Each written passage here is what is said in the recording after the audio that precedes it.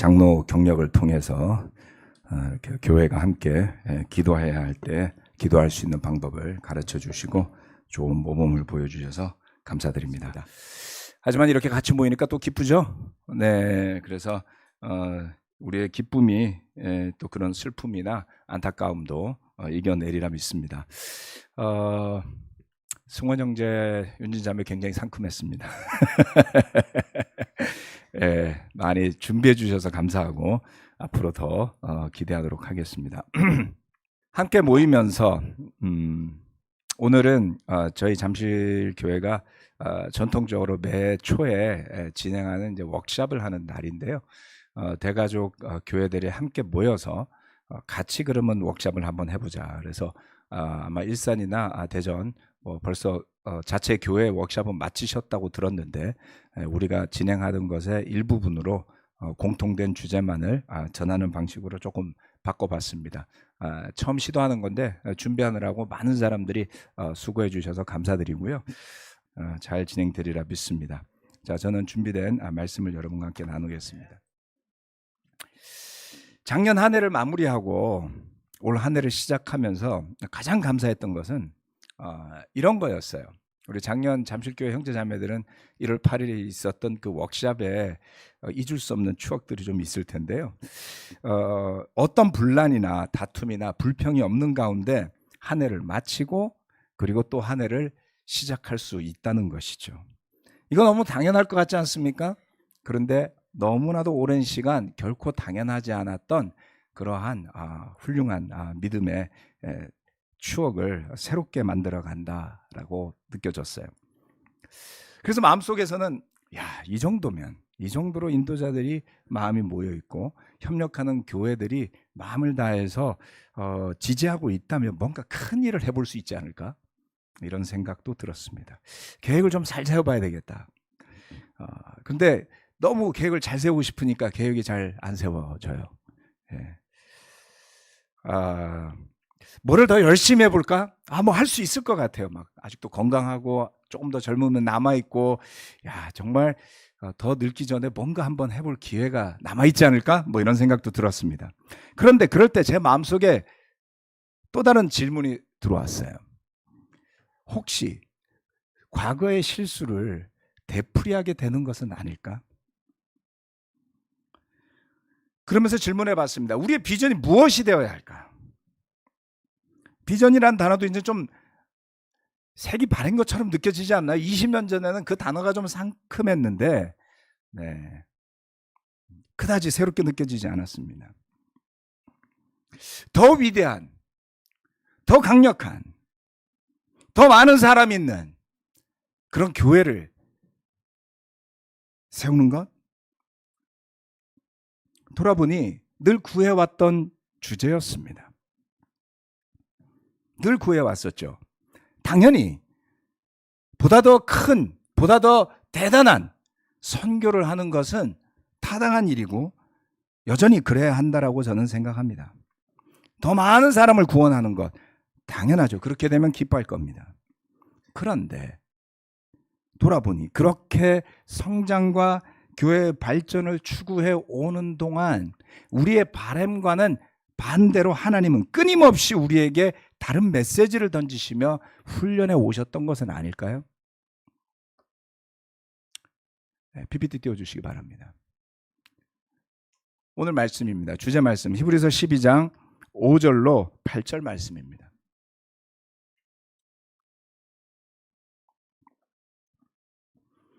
또 여러분은 하나님께서 여러분을 향하여 자녀에게 말하듯이 하신 이 권면을 잊었습니다. 내 아들아, 주님의 징계를 가볍게 여기지 말고 그에게 꾸지람을 들을 때 낙심하지 말아라. 주님께서는 사랑하시는 사람을 징계하시고 받아들이시는 아들마다 채찍질하신다. 징계를 받을 때 참아내십시오. 하나님께서는 자녀에게 대하시듯이 여러분에게 대하십니다. 아버지가 징계하지 않는 자녀가 어디에 있겠습니까? 모든 자녀가 받은 징계를 여러분이 받지 않는다고 하면 여러분은 사생아이지 참 자녀가 아닙니다. 오늘 설교 말씀의 제목은 주님의 사랑과 징계 그리고 그 열매입니다. 무엇 때문에 이 히브리서를 받아드는 사람들은 징계를 받는다고까지 말할 만큼 어려움을 겪어야 했을까요? 가뜩이나 어려움 속에 처해 있는데 교회 지도자가 이런 편지를 써보내면 어떤 기분이 들었을까요? 하나님이 나를 정말 징계하시는구나, 채찍질 하시는구나, 혹시 이렇게 느낀 적이 있습니까? 그리고 그처럼 징계를 받는다, 채찍질을 받는다라고 느낄 때 여러분들은 그것을 사랑이라고 느껴보셨습니까? 첫 번째, 주님의 징계입니다.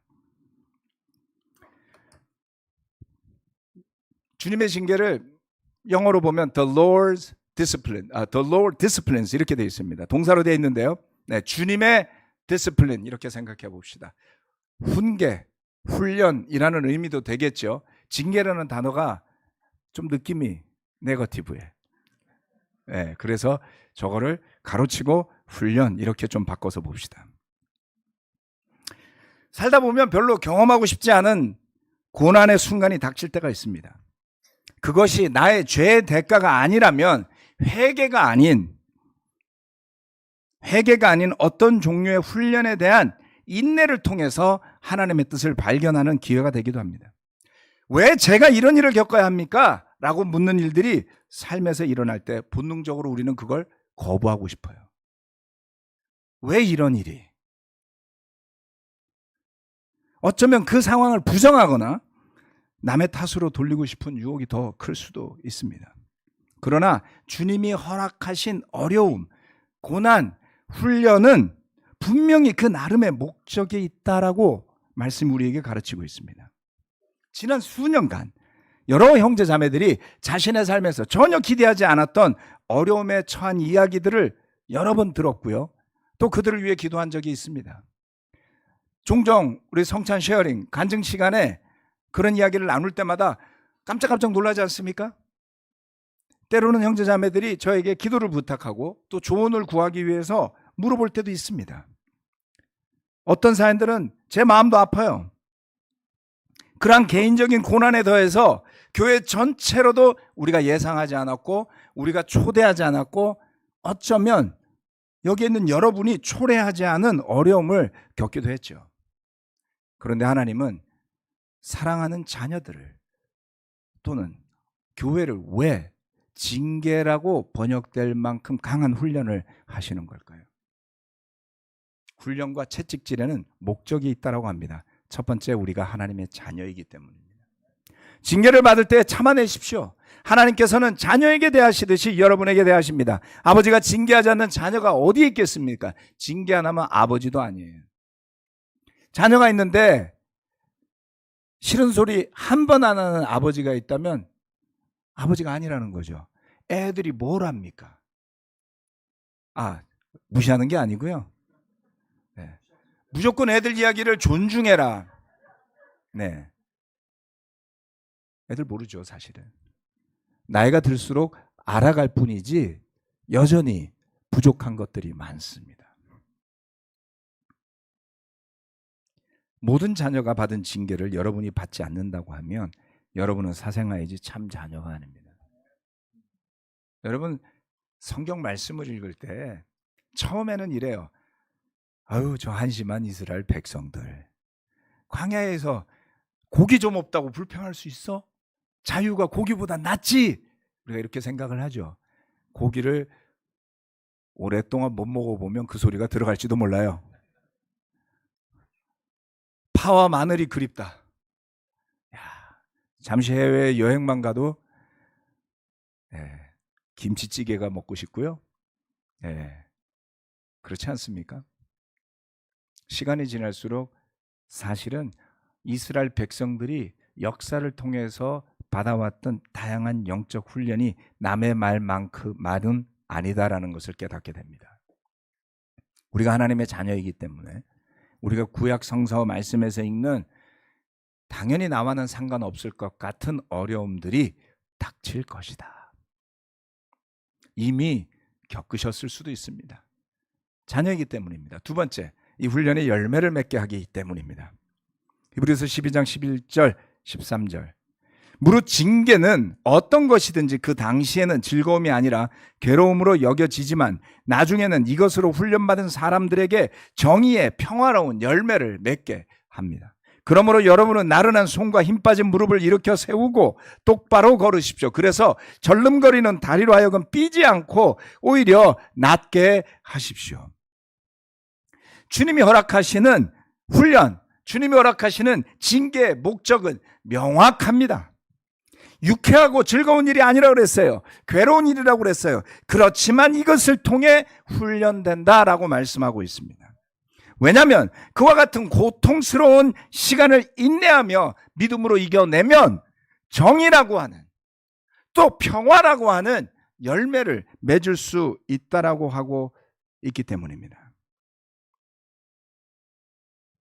이 열매는, 정의라는 열매는 어쩌면 저와 여러분이 별로 그렇게 바라고 기대하는 열매가 아닐 수도 있어요. 여러분이 여러분의 삶에서 맺고 싶은 열매들을 한번 생각해 보십시오. 작년 한 해 이루고 싶었던 것들을 생각해 보십시오. 올 한 해 성취하고 싶은 그러한 일들은 어떤 것입니까?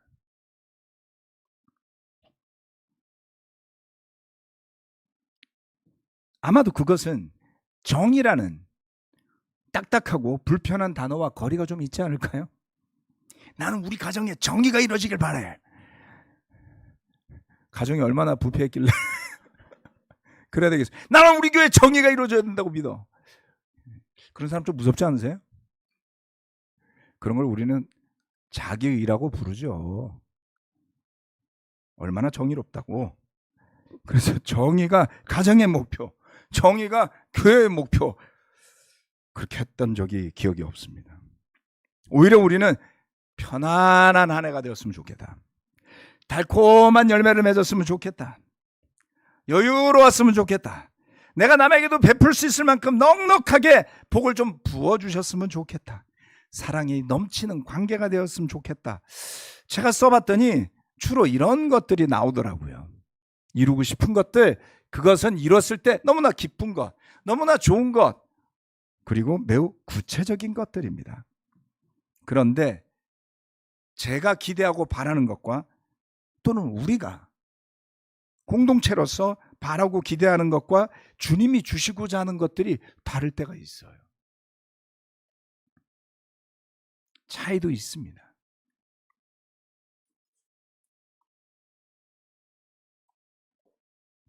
생각해 봅시다. 잘 생각해 보면 예수께서 제자를 삼으실 때 그를 따르고자 하는 사람들에게 어떠한 달콤한 기대도 주시지 않았어요. 보이지 않는 하나님의 나라를 위해 예수님을 따르고자 하는 그의 제자가 되고자 한다면, 하나님의 백성이 되고자 한다면 이 세상에서 자신이 누릴 수 있는 모든 것을 버리고 심지어 자기 목숨까지 버려야만 한다라고 했어요. 돌이켜보건대 제가 그 말씀을 약 30여 년 전에 받아들이고 당시에는 나름 신중했다고 생각했지만 좀 아전인수격으로 내 편한 대로 나의 버전의 번영의 메시지로 받아들였던 것은 아닐까 싶을 정도로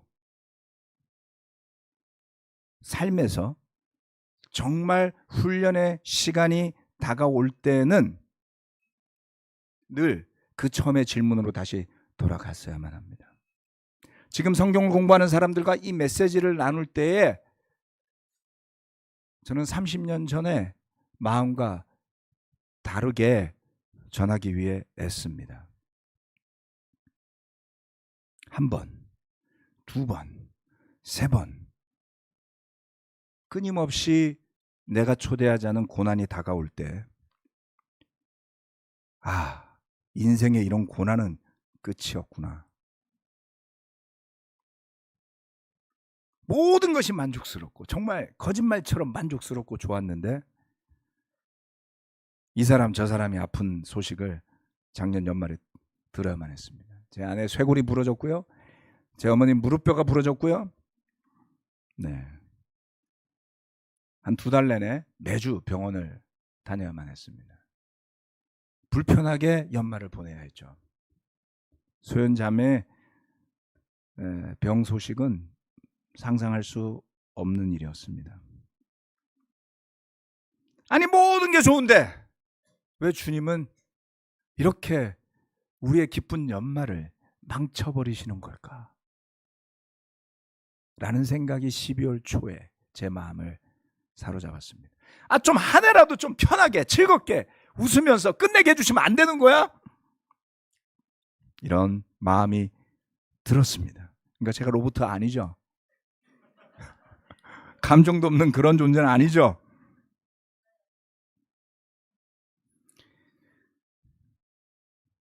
네.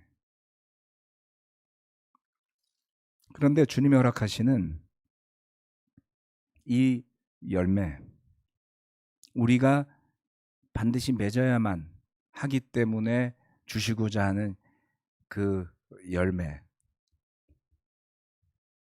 보면서 이러한 것을 깨닫게 하셨어요. 어려움이 전혀 없는, 그래서 룰루랄라 콧노래나 부르면서 살 수 있는 삶이 지속되기를 바라는 이기적 욕망이 내 안에 있구나. 만약 그 생각이 나를 사로잡는다면 어쩌면 내가 살아가는 제자의 삶은 주님이 말씀하시는 삶과 전혀 관계없는 쪽으로 갈 수가 있다는 위험성이었습니다. 마음을 바꿨습니다. 고난이 있더라도 우리가 기뻐해야 할 충분한 이유가 있다.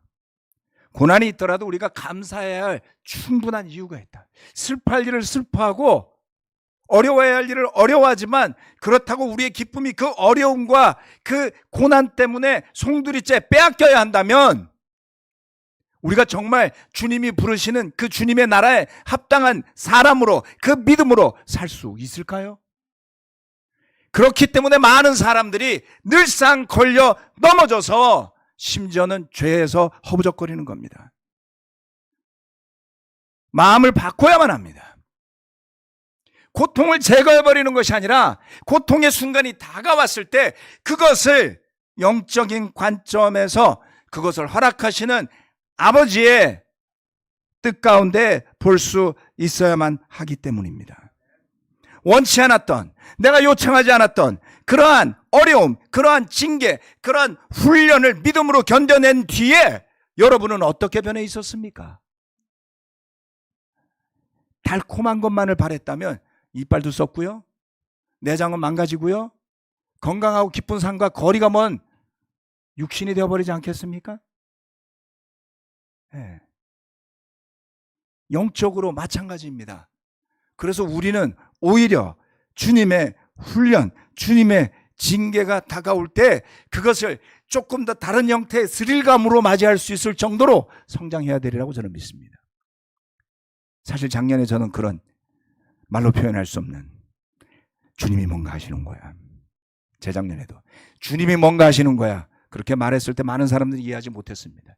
주님께서 손을 들고 계셔, 그 손에 얻어맞지 않으려면 납작 엎드려야 합니다라고 말했어요. 주님의 손이 올라왔을 때 그 손은 무섭기 때문입니다. 그것이 우리를 살리시는 훈련의 손이라면, 징계의 손이라면 기뻐해야 되겠지만, 우리를 멸망시키고자 하는 심판의 손이라면 정말 두려워해야 될 것이기 때문에 그렇습니다. 원치 않았던, 우리가 초대하지 않았던 그 어려움 때문에 우리는 그야말로 새로운 출발선에 다시 서게 되었습니다. 진정한 새 출발은 몇몇 인도자들이 인위적으로 선포하거나 만들 수 있는 것이 아닙니다. 진정한 회개는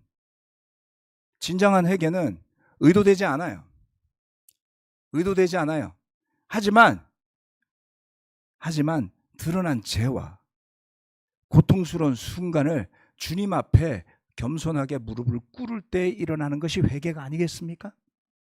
그래서 어려움이라는 것은, 고통스러움이라는 것은 반드시 나쁘게 볼 수 없다는 것입니다.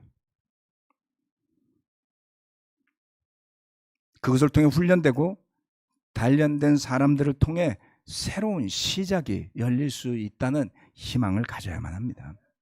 정의의 평화로운 열매, 이 말은 어려운 말이에요.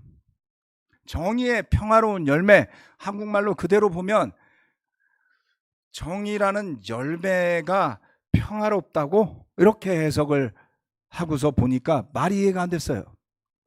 평화로운 열매가 정의를 수식하게 번역되어 있기 때문입니다.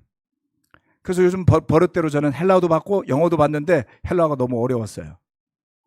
문법적으로 이해가 가지 않았습니다. 영어로 보니까 이렇게 돼 있었어요.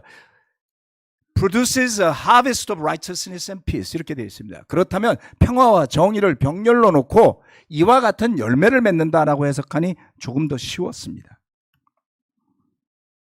정의 또는 평화라는 열매를 생각해 봅시다. 우리가 추구해야 될 가치가 여기에 담겨 있는 거예요. 어려움을 견뎌내고 그 어려움 때문에 무너져서 일어나지 못하면 하나님의 뜻을 알지 못하는 불신에 빠진 것이겠죠. 하지만 그 어려움을 믿음 가운데 인내해내면 저와 여러분에게는 정의라는, 그리고 평화라는 양립할 수 없을 것 같은 열매가 맺힌다라는 겁니다. 정의롭다는 것은 무엇입니까? 하나님이 보시기에 바른 일을 하는 것입니다. 하나님이 보시기에 기쁜 일을 하는 것입니다.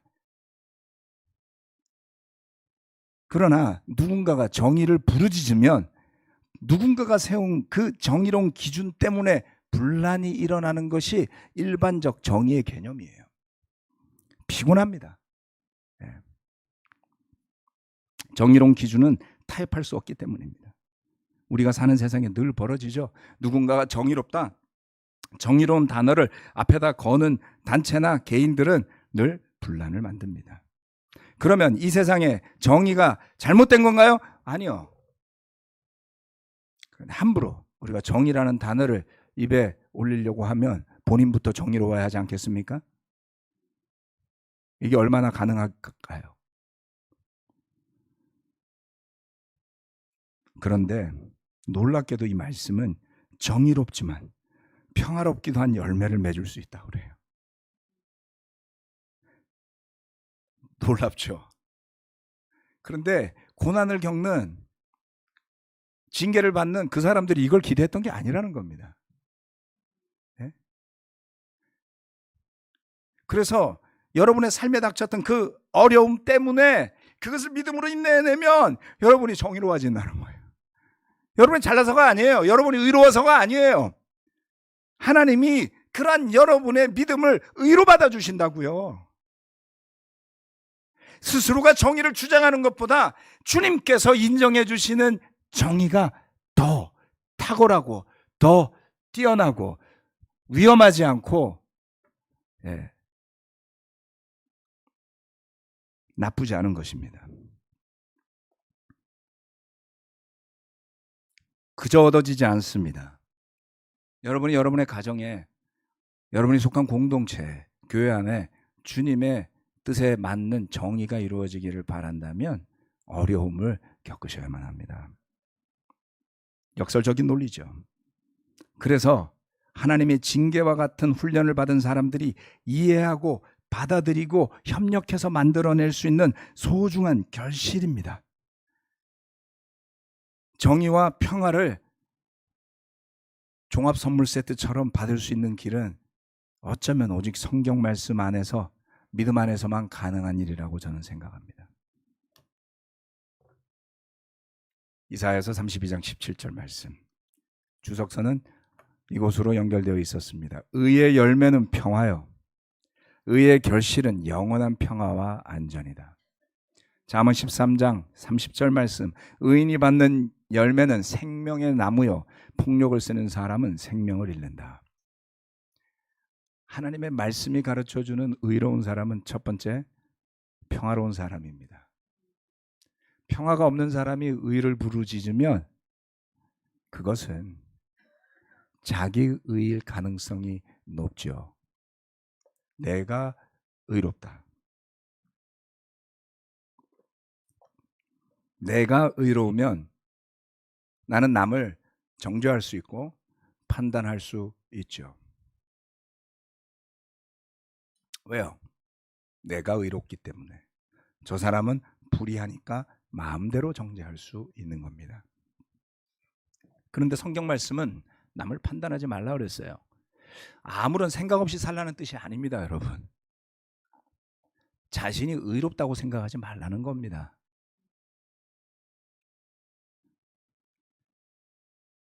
여러분이 진정으로 의의 열매를 맺은 사람이라면 거기에는 평화도 같이 있어 줘야 돼요.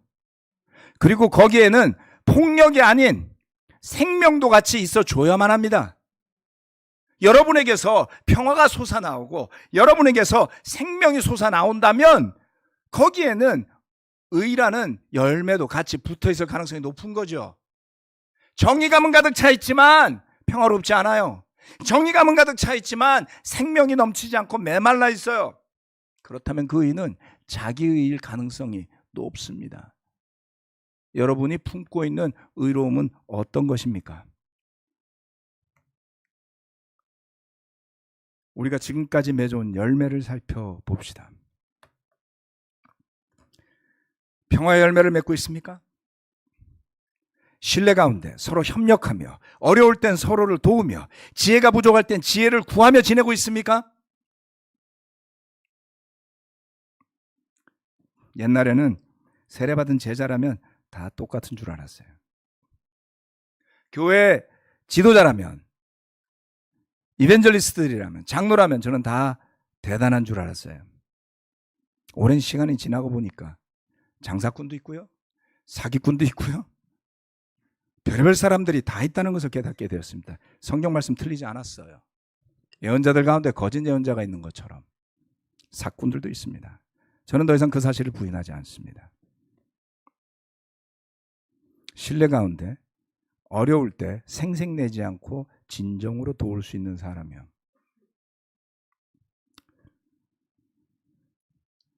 저는 그것을 진정한 브라더후드라고 생각합니다. 겸손하게 도움을 요청했을 때 멸시하지 않고 도울 수 있는 신실한 관계예요. 네. 제가 브루스 목사님 은퇴를 하셨는데요.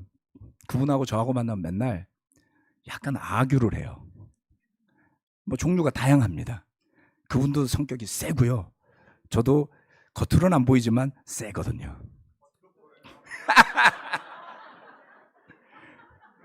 그 중에 하나는 2004년도인가 5년도에 오셨는데, 뭐 미국 분이 오셨으니까 제가 통일 전망대를 이제 구경시켜 드린다고 한번 모시고 갔어요.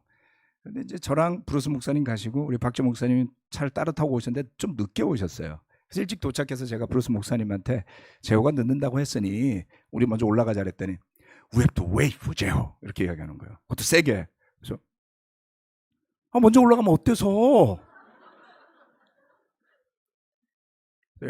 No, we have to wait for 재호. 이 사람 융통성이 없네. 하여튼 재호가 아예 올라간다는 거예요. 그래서 내가 이렇게 간절하게 누군가를 기다리고 그 사람이 올 때까지 기다린다. 그거 대단하네. 나이도 많은 사람이. 그렇게 생각을 했죠. 네. 재작년인가? 재작년이죠. 티처 컨퍼런스 갔다가 덴버에 들렀습니다. 덴버에 들러가지고 같이 갔더니 How is Jeo doing? 저한테 이렇게 물어요. 뭐 먹고 살아 재호는? 그냥 먹고 살고 있다고. 상황 어렵고 뭐 대전교회가 조금 뭐 설교 사례비 정도 주고 뭐 이렇게 형편이 어렵게 살고 있었나 그랬더니 너는 어떻게 살고 있니? 이렇게 또 저는 괜찮다고 잠실교회는 괜찮고 뭐 이렇게 그랬더니 뭔가 해야 된다는 거예요. 뭔가 해야 된다고. 이대로 놔둬서는 안 된다고. 은퇴하신 할아버지께서 뭐를 하신다는 거야. 저는 뭐 디스하는 건 아니고요. 브루스 목사님 설교는 저하고 스타일이 좀 안 맞아요.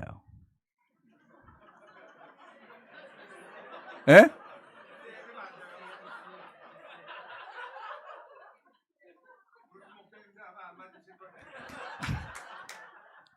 근데 브루스 목사님 설교 중에 제가 기억하는 설교들이 가끔 있고요. 근데 시간이 지날수록 이 양반이 좋아지는 거야. 왜? 신실하세요. 이해관계 때문에 왔다 갔다 하지 않으세요. 옳다고 생각한 게 있으면 타협이 없어요. 뚝심이라고 그러죠. 그리고 그걸 실천해 내세요. 왜 이렇게 하지? 박주 목사님이 뭐 해줬지? 여러분 아시겠죠? 뭐 해줄 수 있는 게 있겠습니까?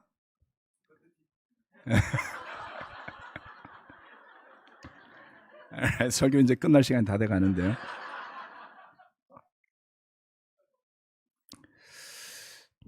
누구는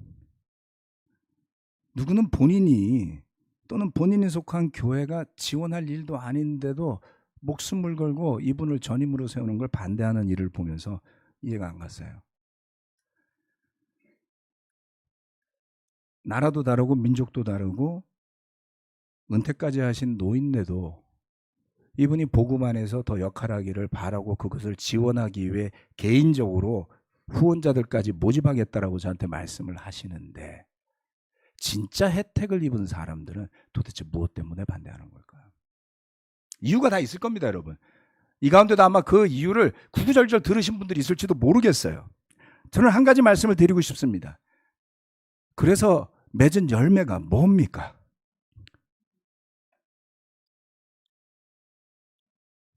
자기 일을 내세우며 다투기보다는 겸손히 자기의 부족을 고백하고 도움을 요청하시면 될 일이에요. 그리고 또 누군가가 그런 도움을 저와 여러분에게 청한다면 그러한 사람을 무시하지 않고 서로 용납하며 부족함을 채우기에 마음을 쓰면 될 일입니다. 그게 바로 우리가 작년에 노력했던 일이 아닐까요? 지난 한 해 우리 모두에게 허락하신 일들은 바로 이와 같은 일들이었다고 저는 믿습니다. 상황이 쉽지 않았어요. 재정적으로 감정적으로 쉽지 않은 일들이 연달아 일어나곤 했지만 놀랍게도 주님은 그 가운데에서도 힘차게 일해 주셨습니다. 분명히 우리가 예상했던 것보다 교회의 재정 상황은 더 좋아졌습니다. 함께한 모든 교회의 재정이 성장하는 것을 제가 본 기억이 없어요. 지난 20년 동안. 그런데 그 일을 하나님이 지난해에 허락해 주셨어요. 이곳저곳에서 세례받고 많지는 않지만 몽골에서부터 대전에 이르기까지 제자의 수도 늘어났습니다. 어떻게 이게 가능했지? 우리가 예상했던 것보다, 우리가 기대했던 것보다 주님의 징계처럼 느껴지는 어려움을 지나왔음에도 불구하고 주님께서 주시는 하나님이 기뻐하시는 관계, 그것이 의로운 것이 아닐까요? 평화로운 가운데 서로가 그 평화를 깨지 않고 협력할 줄 아는 믿음의 성숙함을 이루는 것. 그래서 우리 안에 기쁨도, 구원받는 사람도, 또 복음을 전하고자 하는 열망도 어떤 때보다 커져 있다는 것입니다. 돌아보건대 우리가 예수 그리스도를 주님으로 고백하고 제자의 길을 나선 것은 번영에 대한 잘못된 이해에서 비롯된 것이 아닐까. 그런 부분도 있지 않을까 하는 생각을 해봅니다. 그 번영은 세상적이고 물질적이고 육체적인 것으로 받아들였던 것은 아닐까. 십자가의 길, 종종 희생해야만 하는 길, 그래서 그런 고통을 통해 더욱 예수 그리스도를 닮아가는 길, 그 길은 도외시하고 그 길은 우리의 어젠다에서 빠져 있었던 것은 아닐까.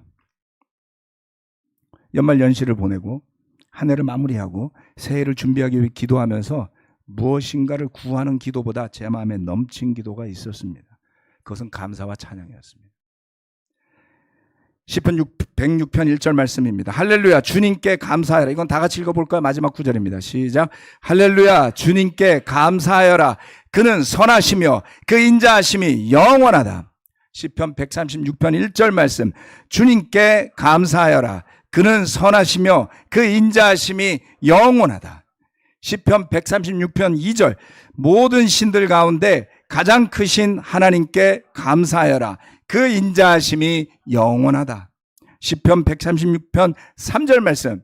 모든 주 가운데 가장 크신 주님께 감사하여라. 그 인자하심이 영원하다. 시편 마지막입니다. 136편 23절 말씀. 우리가 낮아졌을 때 우리를 기억하여 주신 분께 감사하여라. 그 인자하심이 영원하다. 아멘. 무엇을 많이 하려고 하기보다 대단한 교회를 꿈꾸기보다 우리의 눈과 마음이 주님을 향해 늘 예배하며 제자 삼는 선교 사역을 기쁨 가운데 이어갈 수 있다면 그것이 가장 큰 축복이 되리라고 믿습니다. 함께 기도하고 성찬 헌금하시겠습니다.